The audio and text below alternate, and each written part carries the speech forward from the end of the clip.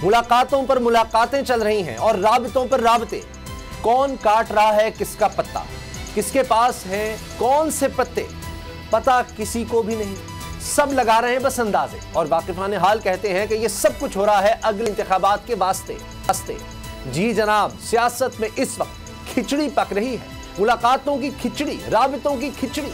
Opposition का दावा है और शोर हुकूमत गिराने का है। इरादे लॉन्ग मार्च के भी हैं, अदम एतमाद के भी, और इन हाउस की ख्वाहिश भी दिल में मचल रही है। लेकिन हुकूमत पर अदम एतमाद करने वालों को एक दूसरे पर एतमाद नहीं। ऐसे हुकूमत का बाल कैसे दीका हो सकता है? सवाल यह भी है, फिर ये मुलाकातें राबते क्यों हो रहे हैं?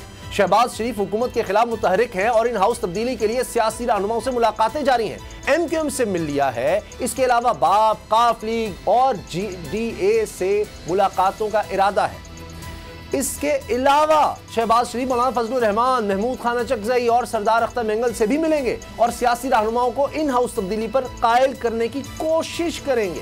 दूसरी तरफ लाहौर आई MQM क़यादत नून लीग के बाद काफ लीग से मिल चुकी। पीपल्स पार्टी चौधरी बरादरान से भी राब्ते में है। जहांगीर तरीन अपने जहाज का रुख मोड़ने के शगुफे छोड़ रहे हैं। बाप पार्टी भी आंखें दिखा रही है। बज़ाहिर तो सब कुछ हुकूमत के खिलाफ नया महाज सजाने की तैयारियां लग रही हैं, लेकिन कुछ दोस्तों के ख्याल में सारी पार्टियां एक दूसरे की जेबें टटोल रही हैं ताकि सियासी माल का अंदाजा होने के बाद हुकूमत के खिलाफ नई हिकमत अमली बनाई जा सके।